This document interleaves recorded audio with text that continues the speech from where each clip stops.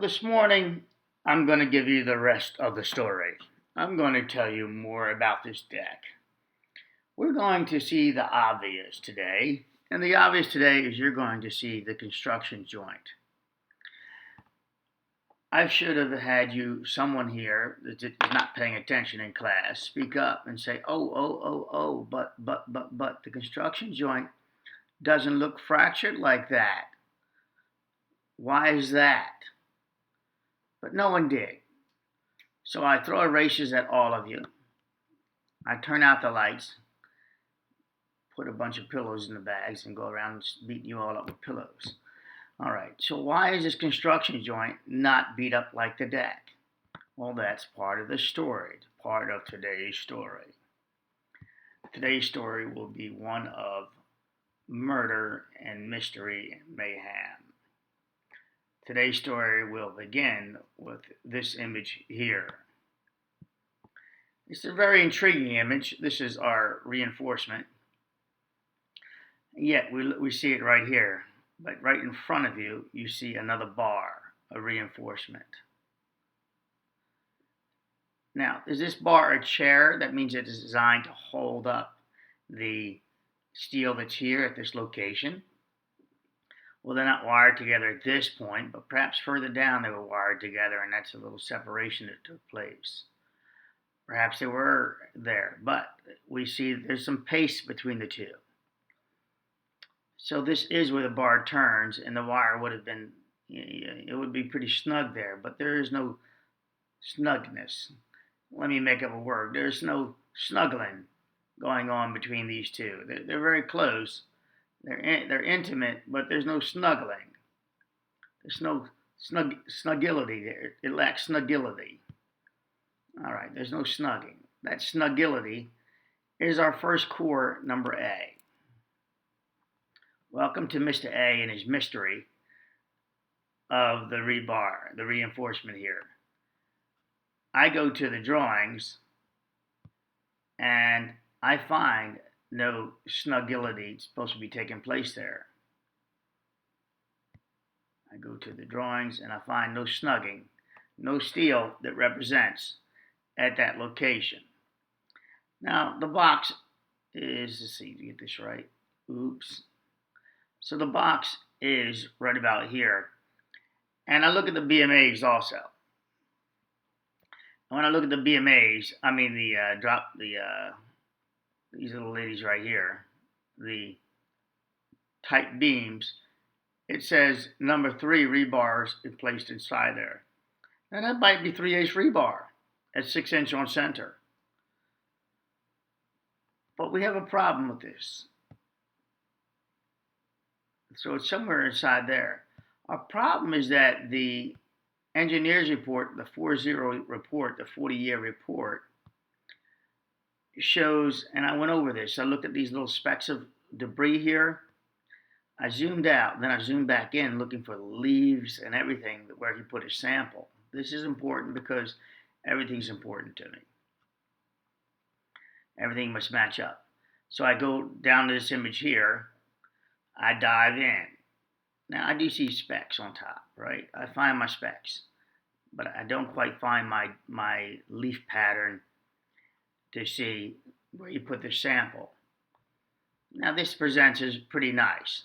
Now let's have a story of psychology, engineering, and psychology deals with money. This is about money again. So this report is being presented by someone who took a shovel and took a photograph with using a laser and did it. Now, are they the engineer that added the extra money? The image presents here as the person with the laser against the wall. And they take this image. The problem is, let's look at this one here and go from there. These are location lines. I gave you the clue yesterday in the video. So the location lines of this spot, this exploratory hole, which is supposed to be 3 foot by 3 foot, has it not pressed against there's 2 columns pressed against the wall. There's a column, and I'm going to guess that the location is somewhat fair, and there's another column about there. What they have is 3 lines, and then the wall. So this was easier to do Then to make this test probe, which required 4 cuts, this required only 3. And then you can remove and see what you're looking at below it. That would put it off the wall approximately 2 feet. If there's a 3-foot box and I was to shift this back, that would be approximately 3 feet. This being a scaled image, I would simply grab this without grabbing a level or anything, and I simply go along first the plane. All right, so I got to move that in. Now I'm in plane with it, so it's not a leading tape measure. I slide this back to about there, and that's my width. That's my oops. Let's just do that. That's my 3 feet. Slide it down, take a look at it. Somewhere about 2.5.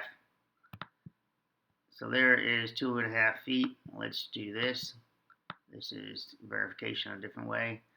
There's a 3 feet roughly. I'm maybe off by a couple of inches or an inch or less. Now I'd say it's pretty fair, maybe an inch, half an inch. I push it up to that wall, the face of it, and it's about 2 foot. Let's call it 2 foot 9 inches off that wall. He presents a paid document, a report that wasn't for free, that does not square, or it has issues. It jives. Its own report jives with his own data. He says that the exploratory test probe D is located here. Zooming out. Oh, this is a screenshot. So save. Now, his own test report says it should be somewhere about here starting and then over here. But he went closer to the critical shear zone area, the wall area, and tested, which is a more stable area. And he only tested down. Then, by all chances, he happens to have a trash bag right here, and I see no dust and water, paste, etc. So that's the exploratory hole. So I would say the other hole was not drilled at this time. Zooming out. In this test probe, there's core D, and so this is core D says that the test probe took place somewhere about the corner of this. So that would be right about where the bag is. Well, I'm sorry. If this is in line with the location, if that distance from here to here, it is the distance from here to here, that test probe should be right about here, the test probe. This core sample should be coming from here if I were to match it up. But it doesn't match up, does it? It's not even shown as a drilled hole.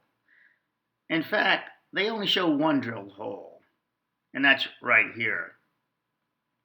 This core sample says it's here, and that might be about right with the grass, because I can't triangulate from here.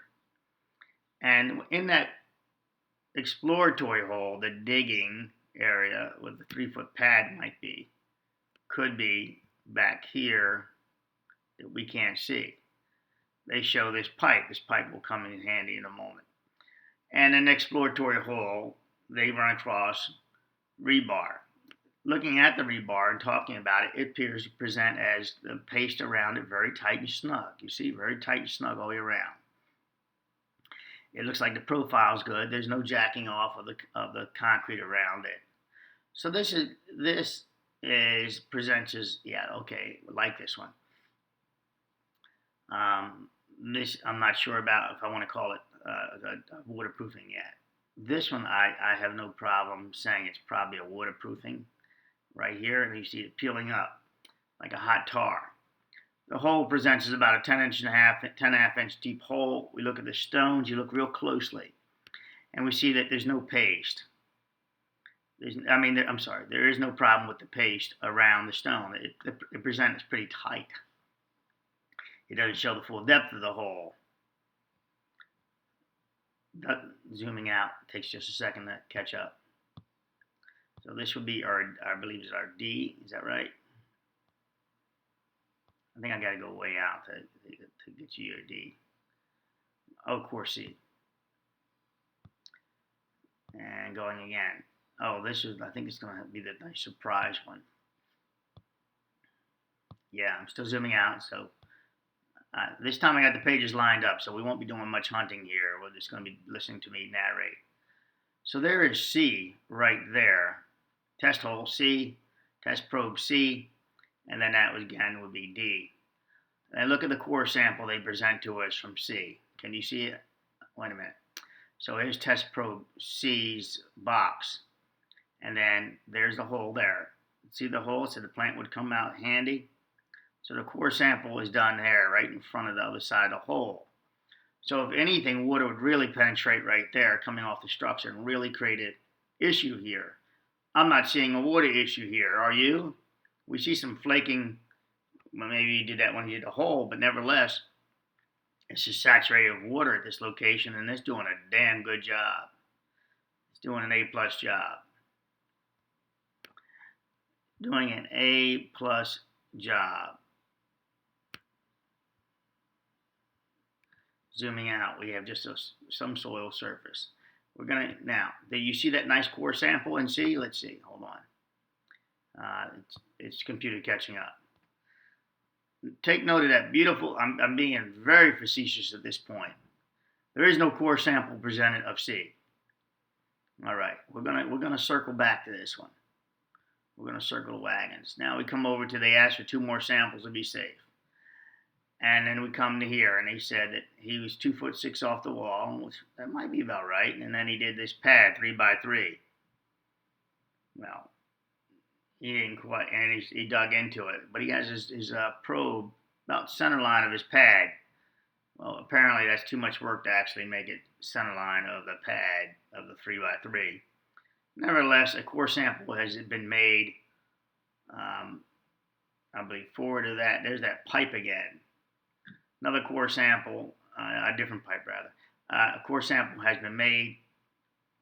We don't see the core sample hole, we just see a sample come out. This one's called E1. It says it's a 9.5-inch thick deck. So we're going to say this is the pool deck, right? The parking garage, the decking around the structure before you take your elevation change to 13.4 or 12.9 to the front. We notice that. We look at this sample, and it says it's 8 inches. Not quite 8 inches. This presents as the material, the waterproofing up top, this little black spot. This presents as a nice sample, minus the depth change a little bit of, I say a little bit, significant, and it shows no steel. But this is called E1, and it presents as one piece. The paste presents as round and nice shape and pretty cool. He has the sample brought back over and sitting on top of some curbing here. This is a different type of setup than what we have. So that's something that I just want to share with you. Now, we're not done. Now he has sample F. F he decides to run. That was sample E. So F he decides to run another core sample real close to proximity to this one, and he drives in there. Now this was just, over here was E, it was just about an 8-inch sample. So F should be about an 8-inch sample also. Let's see what F does. F turns out to be, it says, a 9.5-inch thick structural slab is determined from measuring slab, topping of slab, elevation, height, difference, and previous probe slab thickness measured test probe E. That's up here. So he did some measurements from here to help him get measurements for F. But we're looking at a thickness over here of less than 6 inches. Of less than 6 inches. Now, so this is an odd duct, and it's very sound. The concrete's very sound, nice and snuggy. So we're getting a profile of the deck at this point. A profile, if you will. If you can visualize what I would ask you, I would say, hey, tell me about the deck here. And then you would say, well, here the deck looks good, nice and sound, about 6.5 inches. Over here you would say it's almost 8 inches right here. So you would give me data. you would give me data from there to there. Oh, I got to look at this one. This might concern this video right here. Let's see what the answer is. Somebody I threw at. Let's see if they came up with an answer or it's just a question. Usually it's just a question. Okay. Yeah, that's a useless image. All right, so now we come to B. So B is an interesting little beast along with number A. And our expansion joint over here that presents as not that deteriorated, right? But before we do that, let's change. No, I kind of like the linear way I'm doing this story first. And so now we have this test probe area, 3 foot by 3 foot. Again, it's pushing against the wall. It is not where it represents in the drawing. It's tight against the wall system, which is, I believe, here. There's no other wall system. That's not the planter. That appears to be shutters for the structure. So now we have our test probe stating it's back here. That's at least 3 feet. So it's starting really back here. And so this test probe is off the wall, should be somewhere here. We don't see test probe A hole. Oh, wow, I didn't mean that. We don't see test probe B hole. But it's presented to us as B hole as right here. And interesting, the B hole has removed the stamped concrete. We don't see the profile of the stamped concrete, but we see all this deck material, and we see rebar. And we see this grinding action going on. I don't know where this hole really is. If this is his way, the company's way of identifying their locations, their true locations, and doing this after the fact, then this shows this company's reporting is well, I wouldn't pay for this report. If I saw this and saw that, I'm like, here's a report back. I paid for a good survey. And you're not giving me a good survey. So, make it true to life and now run the numbers on why, what's going on here. This core sample, was it really taken from there? Where was it taken? I don't see the hole. In fact, we've only seen the one hole with the tape measure in it. Now, let's go ahead and slide over to this one. So we have a construction joint by the pool. Zoom out. We have a construction joint by the pool that presents as pretty nice. This is going to be great data because let me tell you the way this should have went, or I think it should have gone. It should have said, all right, we got a damage here. Let's keep probing. Let's do something dramatic. Let's go out here and probe here. Let's see if they're connected.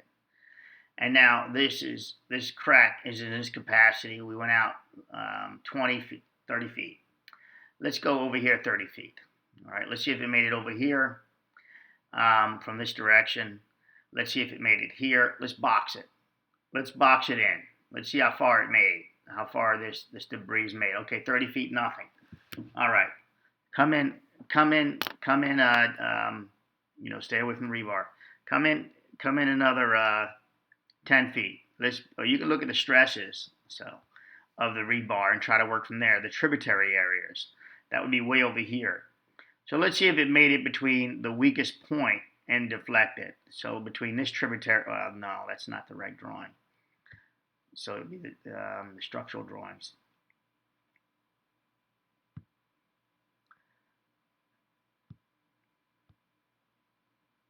And please be that. Okay, good. So let's see if we can let's look at the steel as per the drawings, and let's try the tributary areas. So this one says we have 5 number 12s going this direction and 14 number 12s. They're about where he has his, and that's right by the critical shear area because it's connected to the wall. It's fractured all up. At that point you say, wow, we've got a wall system over here. The critical shear is just tearing apart. What happens if it finishes tearing apart since it's already structurally damaged? Well, it releases, and then it now just has a dead load on it. This becomes a dead load, and it wants to rip down these guys and also come this direction. So now we have a reason why it broke free from this wall. So now we have, I'm adding to your story, we have the suspect that why this broke away from this wall. The suspect was right in front of us. It was the cracked up reinforcement at the critical shear area here. That dead load of the deck alone, adding 2 cars on top of it, creates a higher stress here, these zones. And all the way out to here, because remember I talked about critical shear areas quite a few times in tributary areas. They make the highest stress area. We're already at the first BMA corner here, and we're in line here. But this is down between them is the tributary area. So they should have done test probing area in many places, but I'm not done with what they really knew. Well, they're going to do the repair said they're going to do a lot of critical shear areas, the puncturing protection, all this stuff like that. That's the staple stuff I did for you, right? Remember the staple video? So it says that what his intent was to do some repairs on the new drop panels, they refer to them as, to make this critical shear area larger. We then go here, this shows the intent of the BMAs that were going to be supported while they did this work. Well, if the BMAs needed this, then, one tab. Wouldn't it be luck I have it. I had everything lined up, but one tab. So the BMAs were failed. So this video is about the failed BMAs. It gets to what's really going on here are failed BMAs and decking. So we get to the decking, we see they have the full repairs going through, full repairs. So the deck in a few places are structurally unsound, can't hold themselves. So the deck itself wants to cave in. The BMAs are structurally unsound, and the wording that they use is what I can state also. Because he makes it clear, he or she, the company makes it clear that it's a structural, non-structural repair and a structural repair. And he states it by the BMA. And right here. So welcome to Mr. BMA and Mrs. BMA. So Mr. and Mrs. BMA, over here, first let's establish that he understands the difference between sound concrete and prevent bond silicone or tape. That's a bond breaker. That's what you put back down the bottom and you put the caulk on there so you can get the 2 walls. Prime edges. But that's right by critical shear zone, and it's by BMA. He calls it even. He calls this a non-structural crack. Over here, he calls this a structural crack repair. That this is structural. It's a critical crack repair. Right here, at least this one, right? And this one's fully through, and so is this one. So he had full knowledge that his BMAs were, BMA needed some structural repair. So now we can get through the BMA to the building as the deck collapses because we have a structural deficient BMA. That was going to be supported and the repairs were to take place. So we have, I believe, right here, because I don't believe it's by chance that he said, you know what, let me just check the deck out. Go ahead and give me a probe here and give me a probe here. If he did, he's the most luckiest man ever to find the exact failures there and the imagery showing here. This is also not where it's supposed to be. This presents as the planter curbing, this lighted line behind us, this is the planter curbing. It's a 3-sided box. It butts that curbing again. So psychology again in construction, it costs more money, it's time. You know, I don't really want to do it. You know, I don't really want to make the fourth cut out here. I put it out here by the BMA. So let's find this BMA. Let's just consider that this is off of that BMA by a bit. Well, that's about half of that measurement there. So it's about 1.5 inches. 1.5 feet. So 1.5 feet, right about here is the end of the BMA. And to the right, somewhere about here, if we could push over a little bit, I believe, if his box is even aligned in this capacity. I can't see to the left, so I can't see the planer box to the left. I can see the upper level of their 12'9", I believe. And now, so he does the exploratory hole, and he talks about no waterproofing in his document. This appears to be hot tar to me, hot pitch tar, maybe just laid down there. You can see it there, a bitumen product. So that's a waterproofing, and I would blame that on the tile guy that's failing. And yet he went all the way back and said that the first guy didn't do it. He didn't add waterproofing. His probe, he's probably correct, if the probing is correct, that no waterproofing was added. Because as we look at this sample, test core A, we don't see any waterproofing layer inside there. Here we find the tile, and the tile presents about 5/8 of an inch or so. That's the red tile. I'll come back to the red tile right now. Let me zoom out. So we're breaking down piece by piece. So tell me, to the witness, the red tile, this was supposed to take place off of this wall. If it's taking place off the wall, why are we not looking at it in a yellow tile or whatever this cream color tile or sandy color tile? Well, because it didn't take place off of the wall. It took place closer to the wall, and it's a red sample. So now it presents as being taken closer into the red tile. And the red tile I find is right here. Of course, we find red tile somewhere else. You guys call them pavers. I do it intermix. I intermix that. I don't care. It's all about intent. So they make this wall here. Did this follow the intent? No, it didn't follow the intent of where it's supposed to be. Did they rechange it on the drawing? No, they did not. Did they make a note saying to do it? No, but they did have a wording here saying approximate section line, which allows for some allow for them to do the cut to move it in.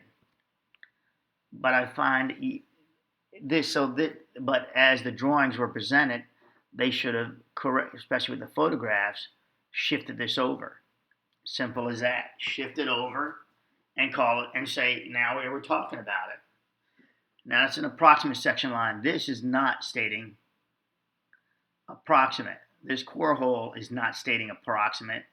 It's saying where the core was taken from. It's saying the core is 9.5 inches structural slab, which I did the math. It comes out there. I did many videos on this. This is my cleanest video I'm presenting to you at this time, and it's presented like a story. In this story of that core is this amazing, what appears to be 3/8 inch, approximately 3/8 of an inch or 1/4 inch